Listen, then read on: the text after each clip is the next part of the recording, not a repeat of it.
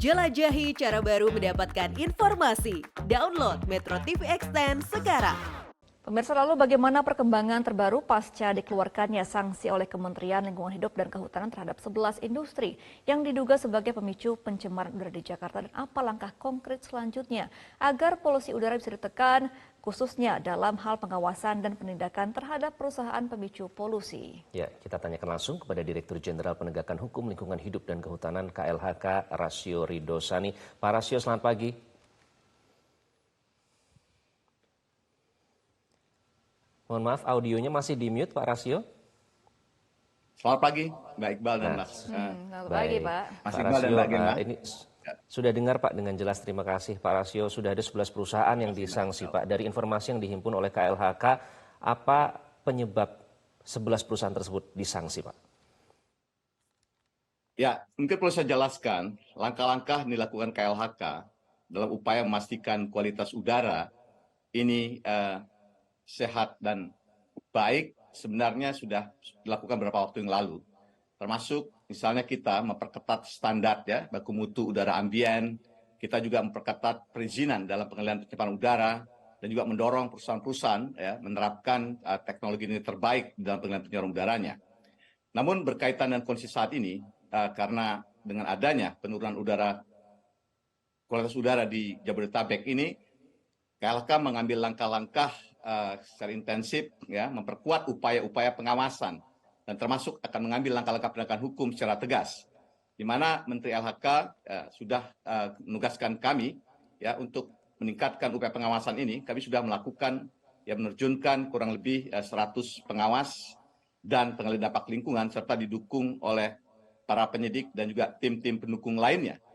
Upaya ini untuk memastikan kepatuhan ya perusahaan-perusahaan yang ya berkontribusi di dalam penurunan kualitas udara di Jabodetabek ini. Ya. Saat ini sudah 11 kegiatan yang kita lakukan penerapan sanksi administratif, ya. Kita lakukan penghentian kegiatan, ya, dan terus upaya-upaya ini akan kita lakukan pengawasan-pengawasan kepada perusahaan-perusahaan lainnya.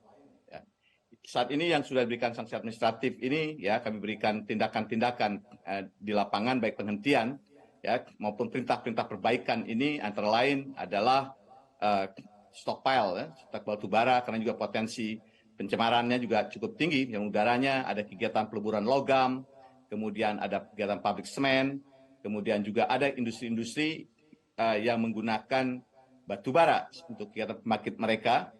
Dan juga ada kegiatan-kegiatan yang dilakukan oleh masyarakat ya berupa pembakaran secara terbuka. Di dalam upaya ya pengawasan ini kami juga bersama-sama dengan pemerintah daerah, baik itu dari Kabupaten Tangerang, Kota Tangerang, Tangerang Selatan, Bekasi, Bogor, dan juga dengan pemerintah DKI Jakarta. Langkah-langkah terpadu ini kami lakukan untuk memperluas upaya kita di dalam pengendalian pencemaran guna meningkatkan kualitas udara Jakarta ini. Langkah hukum tegas lain yang akan kami lakukan apabila dalam pendalaman ini kami menemukan adanya indikasi-indikasi ya termasuk di dalamnya adalah tindak pidana, kami akan lakukan langkah-langkah penegakan hukum pidana. Ada 3 instrumen penting akan kami lakukan untuk meningkatkan kepatuhan, termasuk juga untuk menghentikan pelanggaran yang terjadi, baik itu sanksi administrasi berupa penghentian kegiatan, penghentian sementara kegiatan, namun juga dapat kita tingkatkan pada pembekuan izin dan juga pencabutan izin. Di samping itu juga kami akan lakukan langkah-langkah penegakan hukum gugatan perdata terkait ganti rugi maupun juga pemulihan lingkungan serta penegakan hukum pidana. Langkah-langkah ini terus akan kami lakukan untuk memastikan upaya-upaya ini berjalan dengan efektif. Iya, Pak Rasio, kalau untuk industri sendiri sebenarnya apa upaya yang bisa diperbaiki dari industri ini agar tidak menghasilkan lagi polusi udara di kawasan Jabodetabek? Ya, ini berbagai macam langkah bisa dilakukan oleh industri. Ya, pertama, industri juga harus bisa memastikan ya sistem pengendalian pencemaran udara yang ada di tempat mereka ini berjalan dengan baik. Dan mereka juga harus memantau, memonitor ya emisi-emisi udara yang mereka lakukan, dan apabila adanya indikasi-indikasi ya tidak efektifnya upaya pengendalian pencemaran udara yang mereka lakukan, mereka harus melakukan perbaikan-perbaikan. Nah, di samping itu juga mereka harus juga menggantikan ya teknologi-teknologi yang apabila dirasakan tidak ya efektif mengendalikan pencemaran udara yang ada di lokasi-lokasi mereka. Karena itu kami terus melakukan pengawasan. Kami sudah mewajibkan perusahaan-perusahaan tertentu yang mempunyai kontribusi besar di dalam terkait dengan pencemaran udara ini untuk memasang peralatan-peralatan ya pemantauan secara continuous yang terkoneksi dengan sistem yang ada di Kementerian Lingkungan Hidup Kehutanan, sehingga secara real time ya secara langsung kita bisa monitor kondisi-kondisi yang ada. Baik, Pak Begitu, Rasio, ini kan Presiden sudah menunjuk Luhut Binsar Panjaitan ya, artinya akan ada atau sudah bekerja Satgas khusus untuk menangani polusi ini. Nah, sinergi seperti apa yang dibangun dan apa langkah konkret selanjutnya yang dilakukan bersama KLHK? Karena kan ini sudah sangat serius kalau sampai menunjuk Pak Luhut menurunkan langsung untuk mengatasi polusi, Pak. Ya, tentu kami akan bekerja di bawah koordinasi Kemenko Marinvest ya, di bawah koordinasi Pak Luhut ya.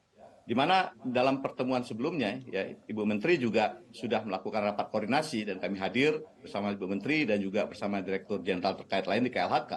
Ya, langkah-langkah ini harus dilakukan terintegrasi dan langkah koordinasi akan terus kita lakukan dalam memperkuat upaya pengendalian pencemaran udara di Jabodetabek ini. Tentu ini harus dilakukan secara bersama-sama dan menggunakan semua instrumen dan kewenangan yang dimiliki oleh pemerintah. Dan langkah-langkah ini juga harus didukung oleh masyarakat, karena tanpa dukungan masyarakat, ya, pihak dunia usaha, maka pekerjaan ini akan menjadi lebih sulit. Kami meyakini inilah kerja bersama yang akan bisa menyelesaikan upaya-upaya pengendalian pencemaran udara di Jakarta ini. Tadi saya jelaskan sekali lagi, kami sudah perintahkan oleh Bu Menteri untuk melakukan tindakan tegas terhadap pelanggar-pelanggar ya terkait dengan pencemaran udara ini. Baik itu yang dilakukan oleh korporasi maupun juga kegiatan-kegiatan masyarakat ya, yang melakukan pembakaran terbuka. Kenapa kami melibatkan pemerintah daerah? Karena kami melakukan ini bersama-sama dengan mereka. Karena mereka juga mempunyai kapasitas, mereka juga mempunyai otoritas dan kewenangan untuk melakukan penindakan-penindakan terhadap pelanggaran-pelanggaran terjadi. Dengan tegas, Pak Rasio ditahan sebentar ya Pak. Tadi Anda menyebut juga butuh peran masyarakat. Nah, kita akan melihat masyarakat juga yang terkena dampaknya. Kita akan melihat di mana Gema yang setelah ini terkena dampak polusi. Ada laporan dari jurnalis kami di Marunda, salah satu warga terdampak di PLTU Marunda. Kita akan melihat bagaimana laporannya. Pemirsa, belakangan kita ketahui berdasarkan dari laman IQR, kota Jakarta selalu masuk ke dalam salah satu kota di dunia dengan tingkat polusi yang tinggi. Bahkan dari laman IQR juga sejumlah kota di Indonesia, bukan hanya kota Jakarta, melainkan kota Tangerang Selatan, Depok, dan juga beberapa kota lainnya ini masuk ke dalam 10 daerah teratas dengan kualitas udara yang buruk. Kalau kami melihat dan juga disampaikan juga oleh KLHK, memang ada sejumlah hal ataupun penyebab mengapa udara di Jakarta ini terkesan kotor dan juga ini mengakibatkan sesak bernafas bagi sejumlah masyarakat. Salah satunya adalah terkait dengan kendaraan bermotor, kemudian juga yaitu perusahaan ataupun juga banyak PLTU dan juga perusahaan-perusahaan yang memang ini mengakibatkan jumlah polusi ini semakin tinggi. Salah satunya kami berada di kawasan Marunda, Jakarta Utara. Di tempat ini merupakan salah satu tempat yang tentu memberikan dampak yang luar biasa, karena kalau kami melihat di sekitarnya ini cukup banyak perusahaan-perusahaan batu bara. Dan untuk lebih jelasnya seperti apa proses ataupun juga tanggapan dari sejumlah masyarakat yang ada di sini terkait dengan polusi yang ada di kawasan Marunda, Jakarta Utara, kali ini saya sudah bersama dengan Bang Maulana, Ketua RT setempat. Bang, mau diceritakan sedikit Bang, ini seperti apa sih Bang tingkat polusi untuk di Marunda ini sebelum kemarin perusahaan-perusahaan ini ditutup begitu oleh KLHK? Intinya di sini itu memang terkait pencemaran debu batubara ya. Mungkin sebelum terjadi teramai ya di perbincangan, DKI itu sangat polusi udaranya sangat tinggi ya. Nah, di sini sebenarnya dari 2021 sebenarnya sudah ramai Pak terkait hal pencemaran, khususnya di sini terkait debu batubara ya. Mungkin kawan-kawan bisa melihat di Selasar ada beberapa sedikit banyaknya ada debu batubara ya berterbangan, mungkin bisa dicek saja di lokasi. Masyarakat di sini sangat terganggu juga ya, karena di sini banyaknya lansia, anak-anak yang memang sedang bermain. Terus polusi tersebut dekat sekali, pencemaran dekat sekali dengan masyarakat. Kemarin kan sempat KLHK menutup 4 perusahaan yang berkontribusi terhadap polusi udara di Jakarta ini yang cukup besar. 2 diantaranya berada di Jakarta Utara di kawasan Marunda ini. Apakah dengan ditutupnya 2 perusahaan ini menjadi berkurang begitu polusi udaranya atau seperti apa yang dirasakan oleh masyarakat? Kalau menurut saya itu kan yang ditutup stopel ya. Yang ditutup stopel, kalau seandainya stopel itu tidak dikeluarkan oleh mereka ya sama aja. Maksud saya jangan ditutup seperti itu, kalau bisa dikeluarkan gitu. Paling itu Pak. Selain itu apa sih yang dirasakan oleh masyarakat saat ini? Apakah dengan perubahan bulan yang saat ini angin mengarah kemana ini, apakah masih dirasakan juga begitu polusi atau seperti apa? Kalau sebenarnya untuk bulan-bulan ini belum terlalu banyak debunya. Nanti biasanya itu musim baratan ya, apa seperti apalah, angin yang menghembus dari KBN Marunda ke arah sini. Nah itu khususnya dari bulan April kemarin tuh itu lumayan banyak sekali, terlihat sekali ketika memang masyarakat Maret, April itu banyak sekali ketika memang masyarakat sudah menyapu di depan unitnya itu debu. Iya Pak Rasio, kalau kita dengar tadi kan memang PLTU masih menjadi salah satu industri yang berdampak terhadap polusi dan juga mungkin kepada kesehatan masyarakat. Apakah dari pemerintah sendiri ada potensi untuk mengubah PLTU menjadi tenaga lain agar lebih ramah lingkungan ke depannya? Ya, terima kasih Mbak Gema. Perlu kami jelaskan, saat ini kan kami sedang mengidentifikasi juga, di samping melakukan upaya pengawasan dan penegakan hukum, kami juga sedang mengidentifikasi secara detail ya, sumber-sumber potensi pencemaran apa saja yang menyebabkan menurunnya kualitas udara di Jakarta ini. Tentu dari hasil identifikasi secara detail ini akan dilakukan langkah-langkah kebijakan selanjutnya, termasuk berkaitan dengan pembangkit-pembangkit yang menggunakan batu bara. Ini langkah-langkah ini sedang terus didalami oleh KLHK. Ya.